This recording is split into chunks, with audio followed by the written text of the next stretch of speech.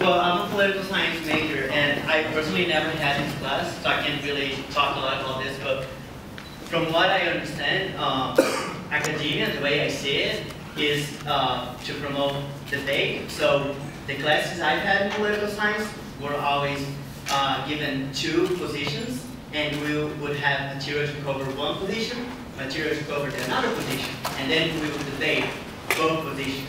So that's how I understand. If you write an academic paper, that's how you're going to be graded. You know why? Because professors, if you write an academic paper that just proves one position, and then you're going to apply to like present that at a conference, I don't think that's going to be accepted, because they want to see you're properly covering the material and the literature presented before, so that you prove your point, right? So from the other that I've seen here, I don't really understand how that's improving me academically, because I want to be able to debate and in both perspectives, not just one. And to be quite honest, you know, I'm an undergrad student, and I'm really interested in graduate school. And I think that if I apply for a really good school, and they know that I've had classes that kind of really were more like about ideology than about academia and how academic debate should be like, I don't think they would accept me. I think that would look bad on my degree. So I just, as a political science student, I just wanted to see something more academic. That's it.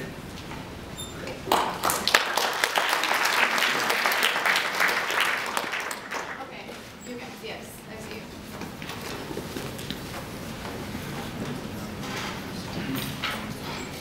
Hi everyone, my name is Shaheen. I'm just wondering, did anyone ask him why he said or wrote that? No? Did you? I'm really interested to hear the answer. I mean, I found it really curious that during this lecture, it was wholly silent. I mean, you didn't really hear any response. And you said that you were in the course. Were there students who had challenged him in class? I mean, this is one of the problems here is that the student-teacher relationship is such that, you know, we look up to our instructors. We believe that they are qualified, and when they instruct us, we would hope that what they're telling us is the truth, and we often give them a certain degree of veracity because of their professional position.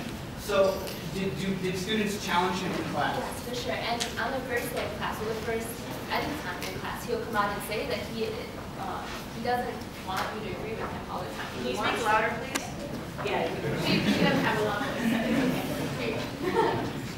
He'll tell you straight out in the class that he wants students to disagree with him. He's here and he is here for students to have an educated view of things. He wants people to hear what they might hear in the real world. Right? Like, he's not here to shelter them, and that's what he says. He says that he will say things that you won't agree with, but he wants people to debate. He wants people to come back to him.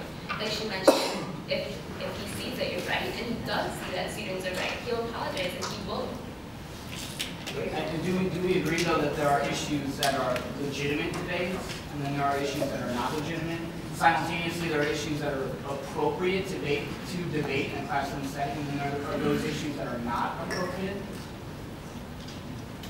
I mean, so I mean, if we had to, I mean, coming to mind, his characterization of the Islamic faith and Arab countries would be akin to perhaps a history professor saying that the Holocaust had not happened.